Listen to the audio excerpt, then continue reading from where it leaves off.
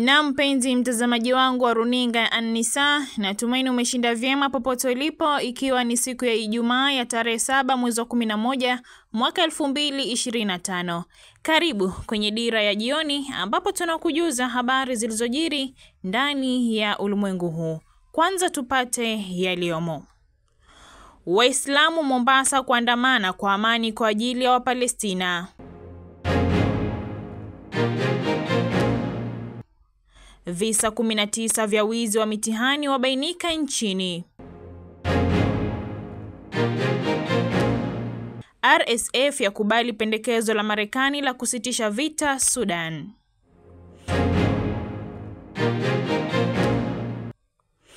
Ungana nami mpenzi mtazamaji wangu hadi mwisho wa habari hizi. Langu jina Farida Ali.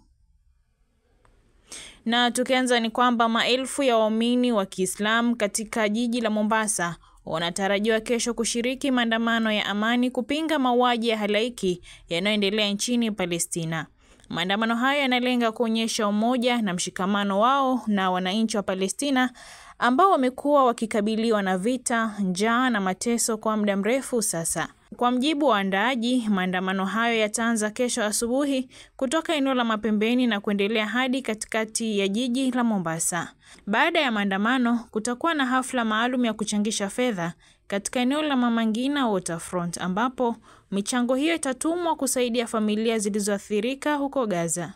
Vita kati ya Palestina na Israel vimeendelea kwa muda mrefu, vikisababisha maelfu ya wakazi wa Gaza kupoteza maisha, huku wengine wakiachwa bila makazi, chakula wala huduma za afya. Waandaaji wa maandamano hayo wamewataka Wakenya wote bila kujali dini au kabila kuungana katika kusimama na Wapalestina, wakisisitiza umuhimu wa amani, utu na haki za binadamu. Chukua fursa hii kualika Waislamu na wasiokuwa Waislamu. Tunaelewa mauaji ya halaiki yanaendelea pale Gaza, na kila kukicha kuna mtu anapoteza maisha yake kwa njia ambayo si halali.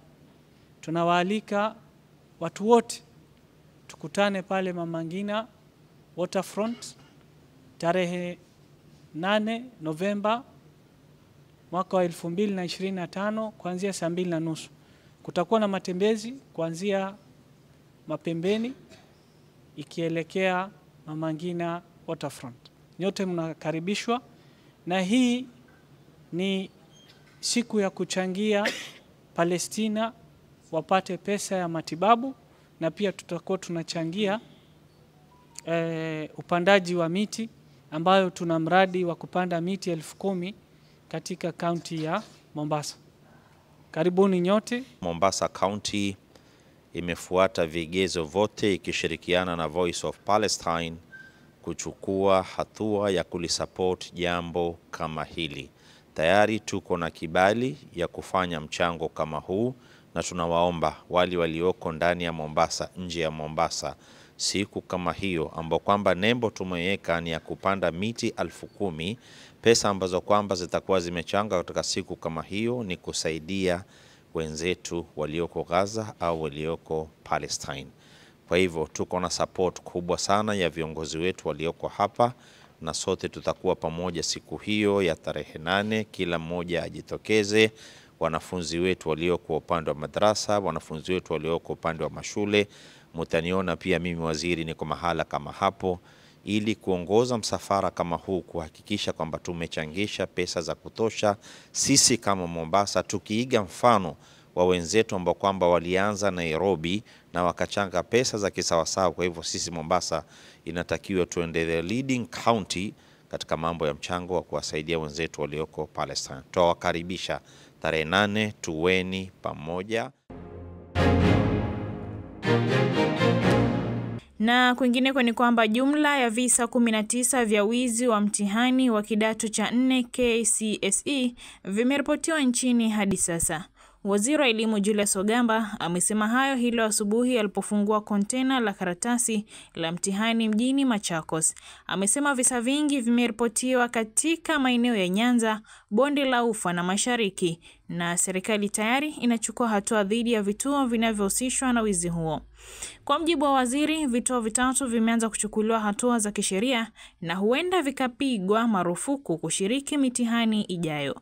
Ripoti za udanganyifu kwenye mtihani wa KCSE zimekuwa zikiongezeka tangu kuanza kwa mtihani huo, huku wasimamizi na walimu wakuu kadhaa wakikamatwa kuhusiana na visa hivyo.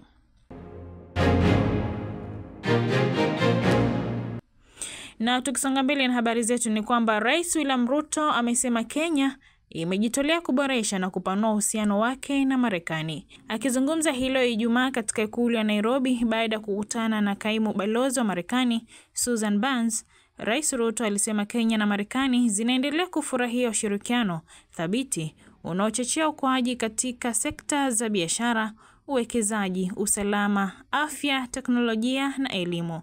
Aliongeza kuwa mazungumzo yao yaliangazia kuimarisha mipango iliyopo na kutafuta fursa mpya za ushirikiano zitakazonufaisha wananchi wa mataifa yote mawili.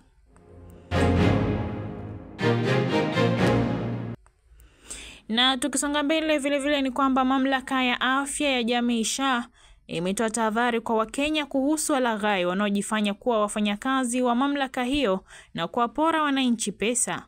Kulingana na taarifa iliyotolewa na mkurugenzi mtendaji wa SHA, Daktari Masi Mwangangi, watu kadhaa wameripotiwa kulaghaiwa na matapeli wanaodai wanaweza kusaidia kujiandikisha au kuharakisha huduma za SHA baada ya kulipwa ada fulani. SHA imekumbusha umma kuwa wafanyakazi wake hawadai wala kupokea malipo yoyote ili kutoa huduma na hawahitaji nambari za siri za M-Pesa. Wananchi wanaoathirika wamehimizwa kuripoti kwa polisi mara moja au kuwasiliana na SHA kupitia nambari ya bure 147 au barua pepe fraud@sha.go.ke.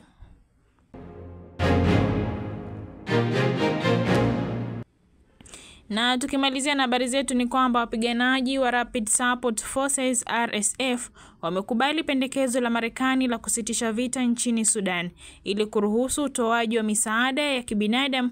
Kupitia taarifa, RSF ilisema imekubali kusitisha mapigano kwa misingi ya kibinadamu iliyoainishwa na kundi la wapatanishi wa Quad linaloongozwa na Marekani, likiwajumuisha Saudi Arabia, Misri na Falme za Kiarabu. Lengo ni kupunguza athari za vita kwa raia na kuimarisha ulinzi wao. Tangazo hilo linajiri majuma mawili baada ya wapiganaji wa RSF kudhibiti mji wa El Fasher ulioko katika Darfur Kaskazini. RSF imesema ina nia ya kumaliza kabisa mzozo huo wa miaka miwili, ingawa imeendelea kushutumiwa kwa ukiukaji wa haki za binadamu, ikiwemo mauaji ya halaiki na unyanyasaji wa kingono. Hadi sasa jeshi la Sudan halijatoa kauli yoyote kuhusu pendekezo hilo. Mapema wiki hii, mshauri mkuu wa Marekani wa masuala ya Kiarabu na Afrika, Masad Boulos, alisema juhudi za kuafikia makubaliano ya amani zinaendelea na kwamba pande zote zimeonyesha utayari wa mazungumzo.